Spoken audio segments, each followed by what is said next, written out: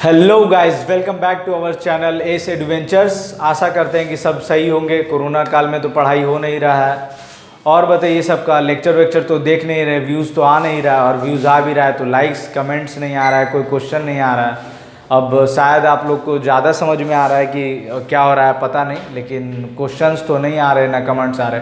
हाँ, एक आया था मैसेज कि मतलब छूट गया था, और सॉरी उसके लिए कि मतलब लास्ट लेक्चर में वेन्स भी क्या वेसल्स के बारे में डिस्कस करना था, लिम्स के बारे में डिस्कस करना था, और प्लेटलेट्स के बारे में डिस्कस करना था, जो कि हमसे छूट गया। उसके लिए तहे दिल से माफ़ी मांगना चाहूँगा। तो अब अभी के लेक्चर में हम लोग स्टार्ट करते हैं ब्लड वेसल्स के बारे में। ठीक है, ब्लड वेसल्स के बारे में हम लोग पहले डिस्कस करेंगे, उसके बाद जो प्लेटलेट्स के बारे में डिस्कस करेंगे, फिर लिम्फ के बारे में डिस्कस करेंगे। ये तीन चीज़ हो जाएगा हमारा आज ख़त्म। फिर उसके बाद 2 लेक्चर्स बचेंगे बस इस चैप्टर में। तो 2 लेक्चर्स कौन कौन से होंगे? एक एक्सक्रीशन इन ह्यूमन बीइंग, और एक्सक्रीशन इन एनिमल, और ट्रांसपोर्टेशन इन प्लांट्स। तो एक्सक्रीशन इन एनिमल इसके बाद कंप्लीट कर लेंगे सीक्वेंस वाइज। सिर्फ एनिमल हो रहा है तो एनिमल कंप्लीट कर देते हैं। उसके बाद प्लांट्स के बारे में हम लोग लास्ट चैप्टर में डिस्कस करेंगे। उसके बाद क्वेश्चन, एक क्लास क्वेश्चन आंसर के लिए रखेंगे। ठीक है, तो जैसे कि डायग्राम दिख रहा है, डायग्राम हम लोग लास्ट लेक्चर में भी डिस्कस किए थे, डायग्राम से रिलेटेड। तो ये जो निशानी दिख रहा है, पहले बस कुछ जो नोटेशन है उसके बारे में हम लोग जान लेते हैं कि ये जो डिनोट कर रहा है, ये डीऑक्सीजनेटेड ब्लड को डिनोट कर रहा है। ये जो लाइनिंग है, ये डीऑक्सीजनेटेड ब्लड को। और यहाँ पे हम लोग को कुछ दिख रहा है, वाल्व, जिसको कि याद करने का हम तरीका बताए थे। क्या तरीका बताया था, याद होगा। लेफ्ट में 2 वाल्व होता है तो लट्टू बताए थे, लट्टू, और राइट में अपने आप याद हो जाएगा। और ये इससे पहले हम लोग ब्रेथिंग में भी बात किए थे कि लेफ्ट में कितना लोब होता है, राइट में कितना लोब होता है।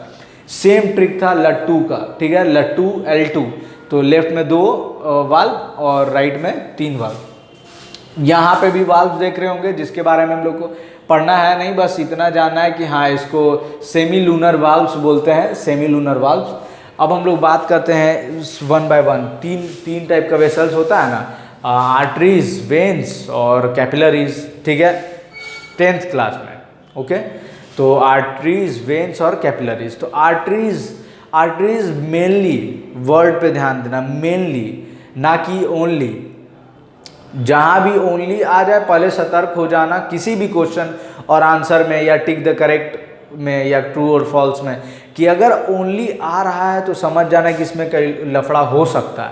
90% लेके चलो कि इसमें सेंटेंस में कोई लफड़ा है, क्योंकि ओनली बहुत कम जगह ही एप्लीकेबल होता है। तो कि आर्टरीज जो होता है वो मेनली ऑक्सीजनेटेड ब्लड कैरी करता है। आर्टरीज का फर्स्ट पॉइंट, आर्टरी हार्ट से निकलता है, आर्टरी हार्ट से ब्लड को दूर लेके जाता है। ठीक है, हार्ट से ब्लड को दूर लेके जाता है, मतलब मेनली जो काम होता है हार्ट से ब्लड को के पास लेके जाता है, blood towards heart. Artery blood carry करता है टुवर्ड्स हार्ट, और वेन कैरी करता है अवे फ्रॉम हार्ट। ओके, तो जो, ठीक है, 1 minute, towards heart, artery, sorry, heart. अब एक मिस्टेक हो गया कि जो पहले बोल रहे थे कि जो हार्ट के तरफ वेन लेके जाता है, और हार्ट से दूर आर्टरी लेके जाता है। ओके, तो हार्ट से आर्टरी लेके दूर जाता है, क्यों, उसका मतलब, तो उसका फिजियोलॉजी हम लोग को यहाँ पे समझना है। तो अगर कोई चीज़, अगर हार्ट है, हम लोग को उसको पंपिंग सिस्टम बोले। ठीक है, हार्ट को हम लोग पंपिंग सिस्टम पहले बात किए थे। तो पंपिंग सिस्टम अगर हम लोग बात किए, तो कोई भी चीज़ अगर पंप होगा किसी भी चीज़ से, तो उसका प्रेशर बहुत हाई होगा। समझ पा रहे? अगर ये हार्ट है, ठीक है, ये हार्ट है, ठीक है, यहाँ से ये आर्टरी निकला, और जब हार्ट बहुत तेज़ी से ये ऐसे कॉन्ट्रैक्ट करेगा, तो हार्ट तो बहुत तेज़ी से निकले, ब्लड तो बहुत तेज़ी से निकलेगा ऊपर से। ब्लड जब बहुत तेज़ी से निकलेगा तो उसको बियर करने के लिए उसके प्रेशर को आर्टरी को थिक होना पड़ेगा। ठीक है, आर्टरी को थिक होना पड़ेगा।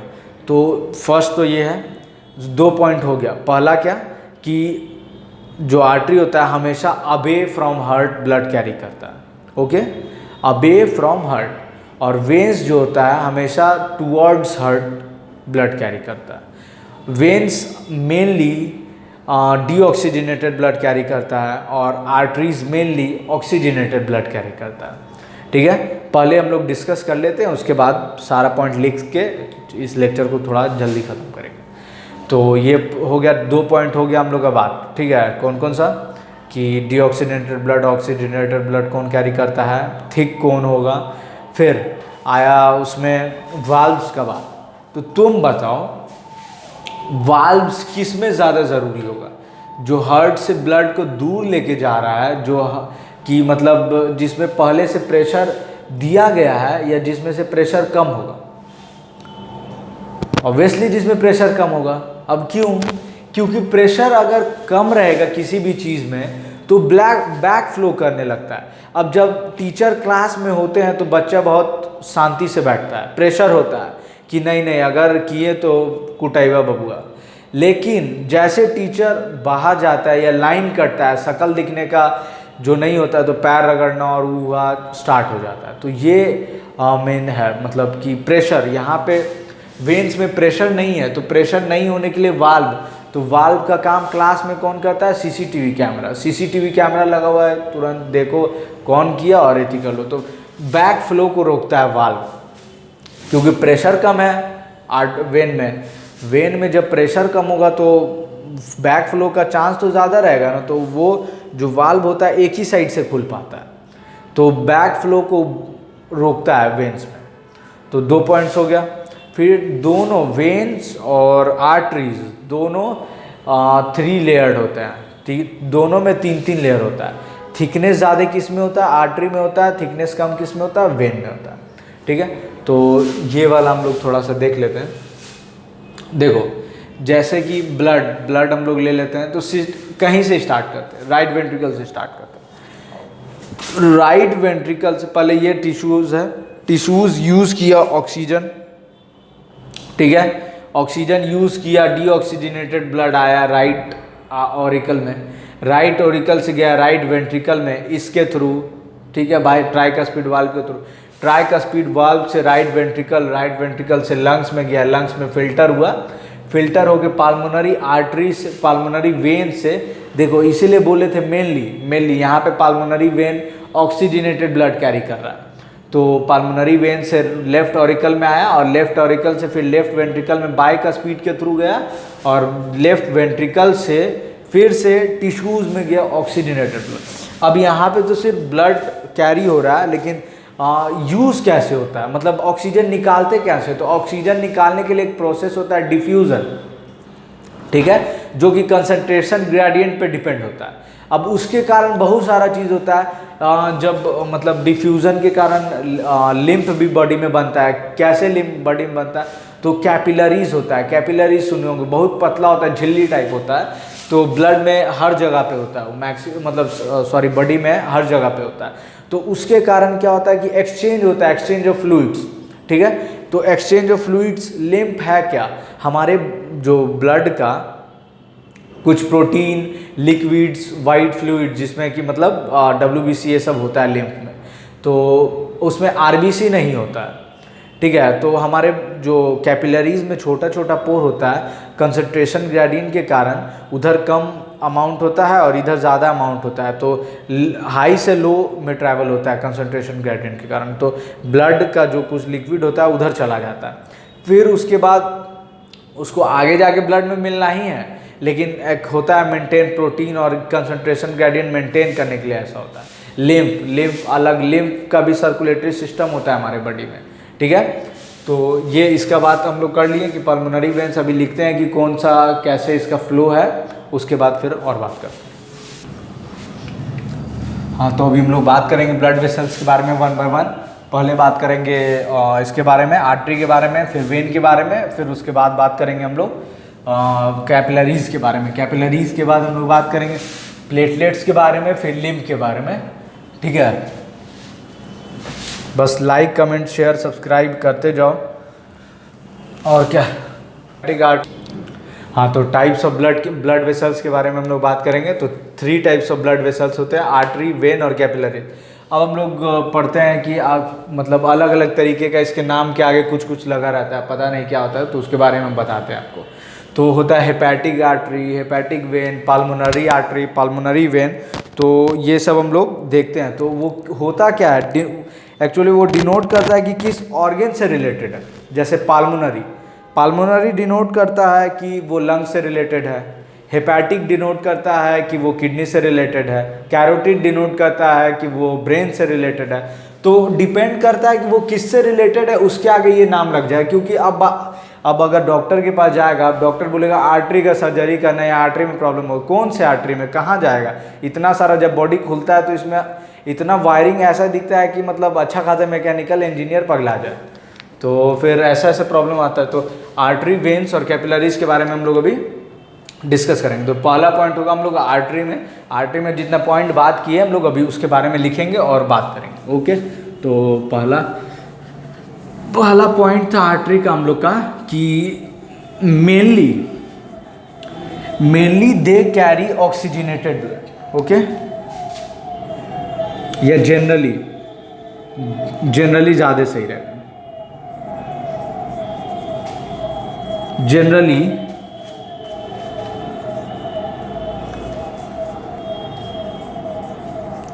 They carry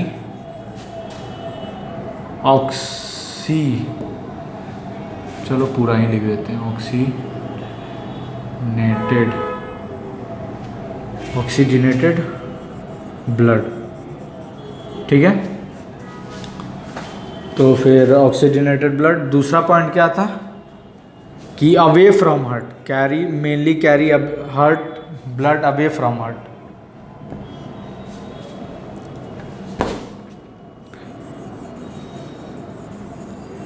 mainly carry blood away from heart.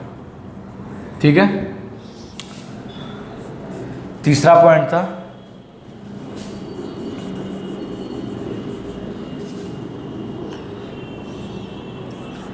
They have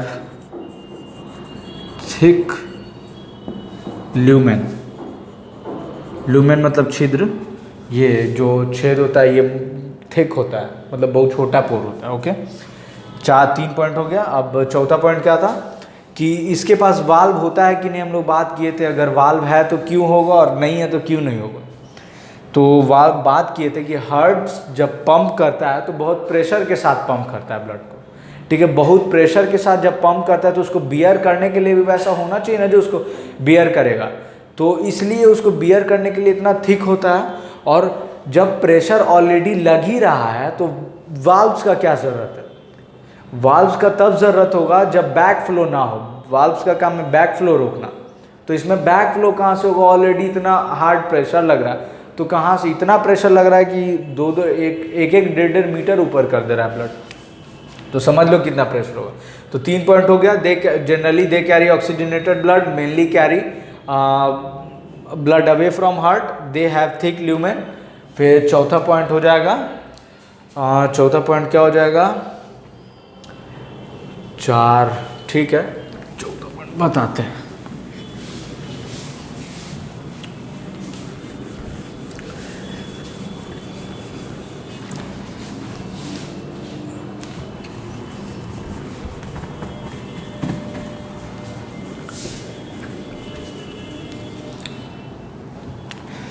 fourth point है दे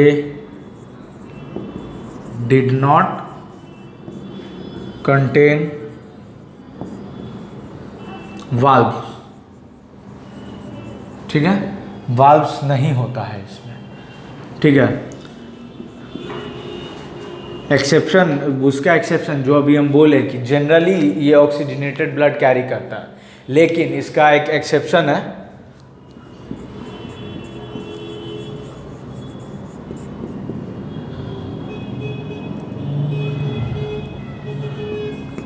एक्सेप्शन उसका है पाल्मोनरी आर्टरी।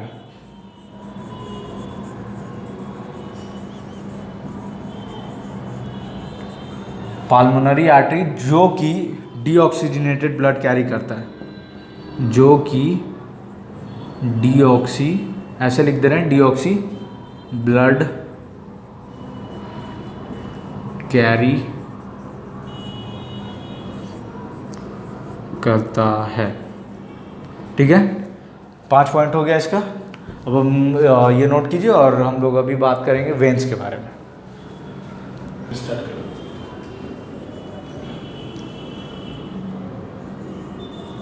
वेन्स, ठीक है, वेन्स के बारे में हम लोग बात किए हैं कि ये मेनली या जनरली डीऑक्सीजनेटेड ब्लड कैरी करता है।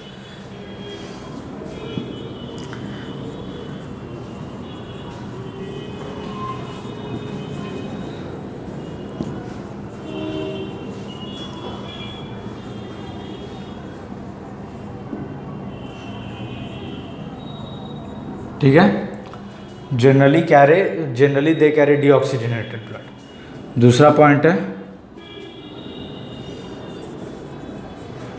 दे कैरी ब्लड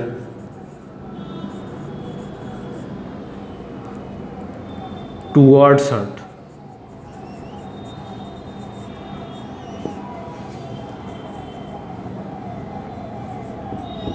ठीक है, they carry blood towards heart. They are thinner than arteries. Arteries से थिन होता है थोड़ा। ठीक है, अब इसके बाद वाल्व के बारे में बात की हम लोग। वाल्व के बारे में भी था कि वाल्व होता किस में है, तो वेन्स में। वेन्स में क्यों होता है? वेन्स में कम प्रेशर होता है क्योंकि उसमें डीऑक्सीजनेटेड ब्लड टिश्यूज से होके आ रहा होता है। और टिश्यूज से होके क्यों आ रहा होता है? क्योंकि वो डीऑक्सीजनेटेड ब्लड कैरी करता है और ऑर्गेन से लाता है। जितना भी ऑर्गेन हम लोग में है जो यूज़ किया हुआ ब्लड रहता है वो लाता है। ठीक है, तो चौथा पॉइंट है they contain valves which prevent backflow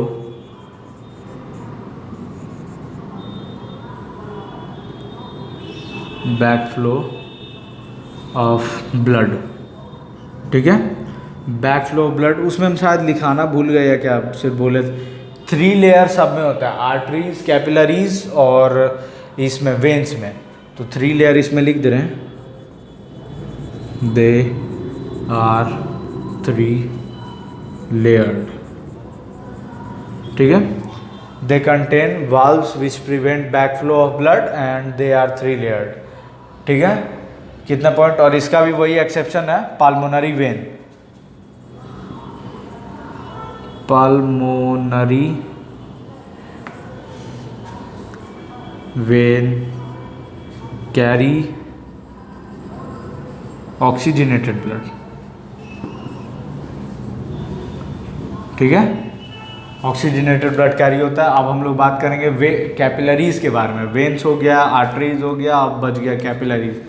capillaries के बारे में बात करेंगे। अब लिखिए इतना। तो अब capillaries third,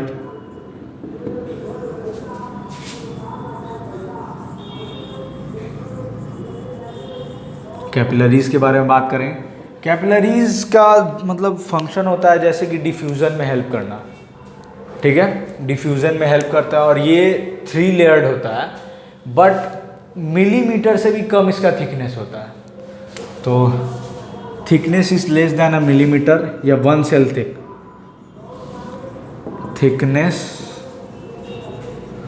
is less then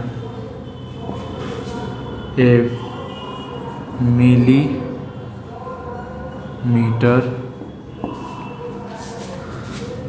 और 1 सेल थिक, 1 सेल जितना थिक होता है। एक और पॉइंट लिख लो इसमें कि हेल्प्स इन एक्सचेंज और डिफ्यूज़न। इसी के कारण लिम्फ और ये सब मतलब डायबिटीज ये सब मूवमेंट होता है। ठीक है, उतारो।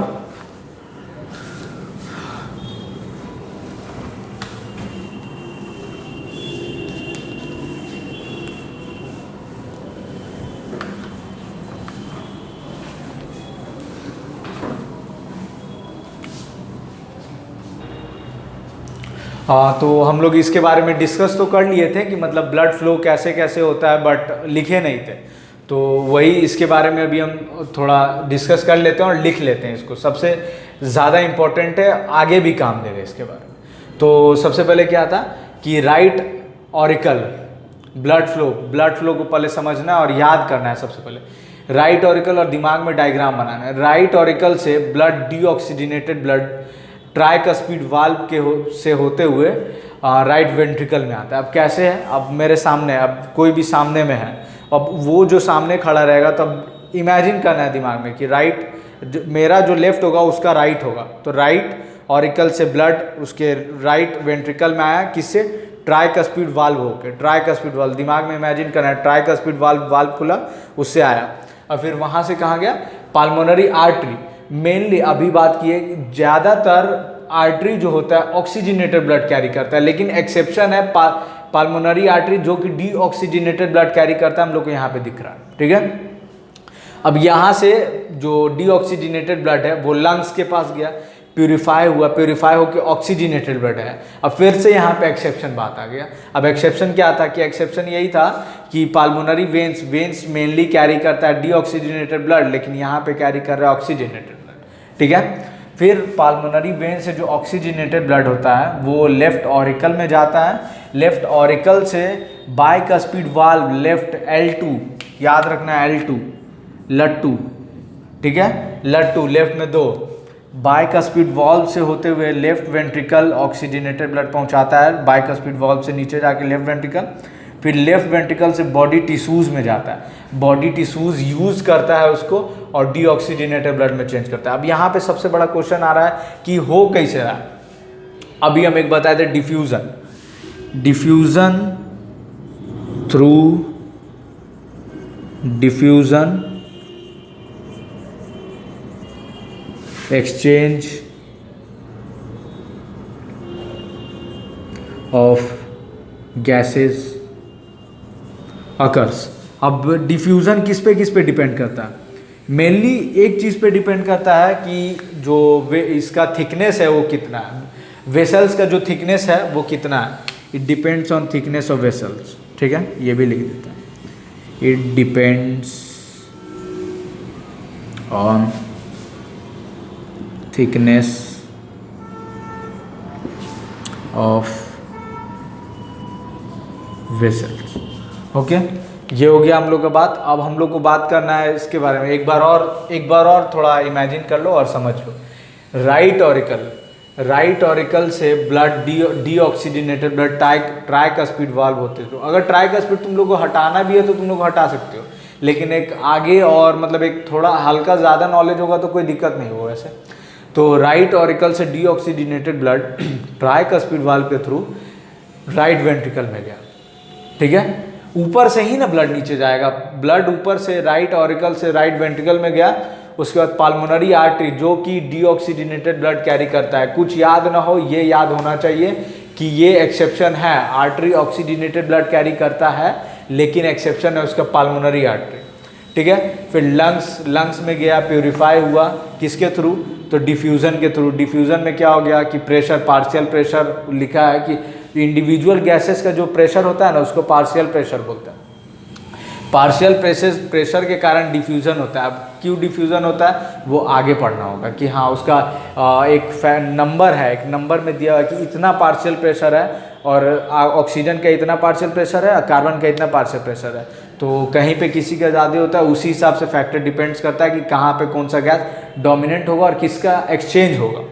तो ऑक्सीजनेटेड ब्लड लंग्स से पाल्मोनरी वेन, पाल्मोनरी से लेफ्ट ऑरिकल से लेफ्ट वेंट्रिकल, और उसके बाद बॉडी टिश्यूज यूटिलाइज करता है ऑक्सीजन को। अब हम लोग 2 टॉपिक बच गया, प्लेटलेट्स और लिम्फ, ठीक है। तो लिम्फ के बारे में बात कर ही लिए। लिम्फ क्या होता है कि कैपिलरीज में जो पोर होता है उसके थ्रू वो मतलब बाहर जाता है। किसके थ्रू? तो डिफ्यूज़न तो गैसेज में होता है, मतलब उसका मूवमेंट होता है, उसका जो उसमें जो पोर्स होता है ना, छोटा छोटा प्रोटीन्स।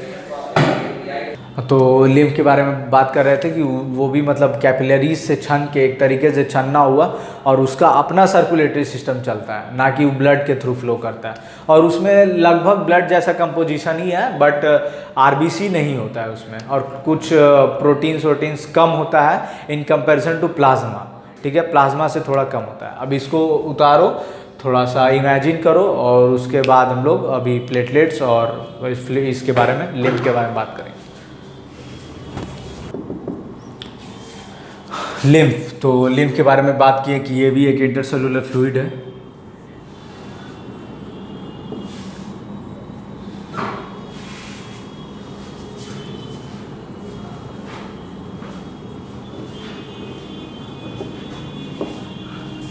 इसका कंपोजिशन सिमिलर टू प्लाज्मा होता है, नॉट एग्जैक्ट सेम, सिमिलर।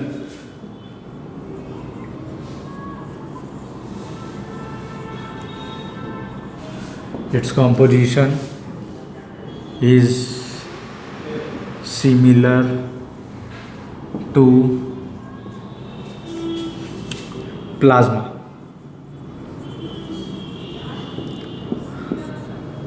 ठीक है। ये कुछ proteins it contains,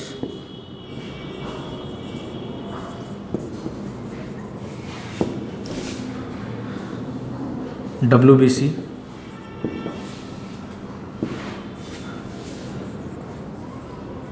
some less amount of proteins in comparison to blood plasma. बस ये लेस अमाउंट ऑफ प्रोटीन्स याद रखो। और ये digested fat, it also contains digested fat.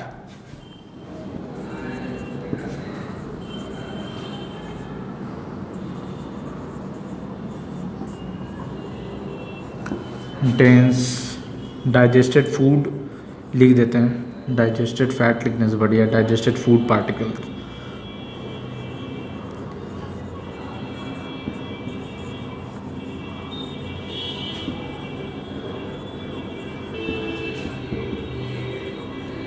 ठीक है। It also contains digested food particles.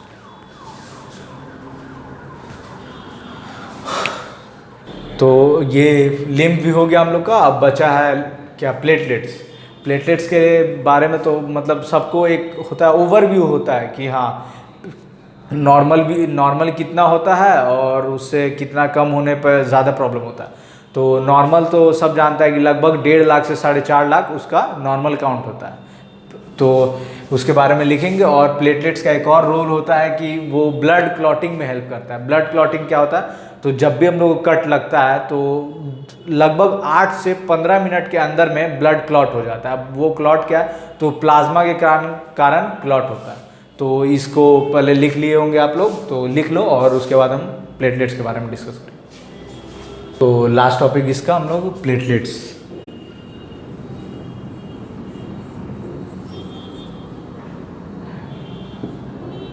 Platelets, ठीक है। तो प्लेटलेट्स के बारे में बात किए कि नॉर्मल काउंट इसका हमारे बॉडी में कितना होता है।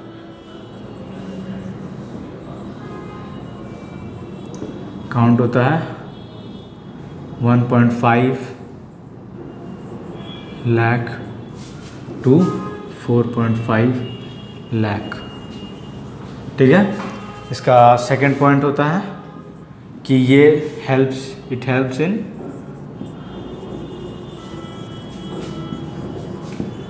Blood clotting.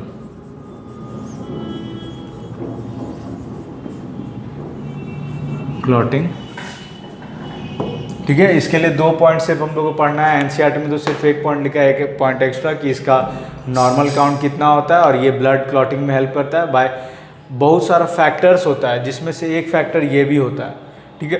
एक डिजीज़ होता है हेमोफीलिया।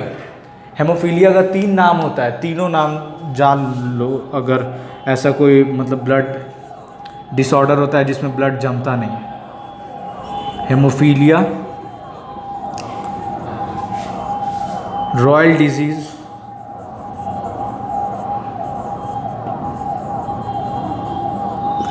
और होता है एक्स रिसेसिव, एक्स लिंक्ड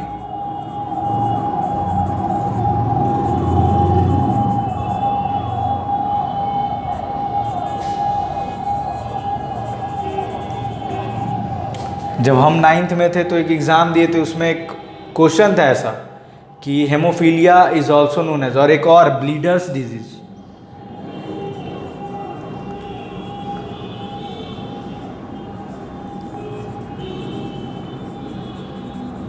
बताओ, 4 इसका 4 है। रॉयल डिजीज इसलिए बोला जाता है कि ये बीमारी सबसे पहले मिला था रॉयल फैमिली। रॉयल फैमिली कहने का मतलब है बहुत पुराना बात है, तो रॉयल फैमिली एक ही था जो ब्रिटेन में रहता था, और क्या एलिजाबेथ का ख़ानदान से। एक्स लिंक्ड रिसेसिव डिजीज़ आगे पता चलेगा क्यों बोलते हैं ब्रीडर्स डिजीज, इसलिए बोलते हैं कि इसमें खून रुकता नहीं है, और हेमोफीलिया कोई साइंटिफिक नेम होगा और क्या। तो ये पॉइंट याद रखना कि ब्लड क्लॉट अगर ना हो तो उसके कारण होने वाला डिजीज़ है ये चारों, और चारों एक ही डिजीज़ का नाम है, ठीक है। तो हमारा ये टॉपिक ख़त्म हो गया यहाँ पे। तो इसके बाद हम लोग टॉपिक रखेंगे एक्सक्रीशन। अब एनिमल के बारे में बात कर रहे हैं तो एनिमल ख़त्म कर लेते, तो एक्सक्रीशन इन एनिमल्स करेंगे, उसके बाद transportation in plants last topic होगा, फिर एनसीईआरटी का क्वेश्चन प्रैक्टिस करेंगे, ठीक है। और लाइक कमेंट शेयर करते रहो, और क्या। Thank you.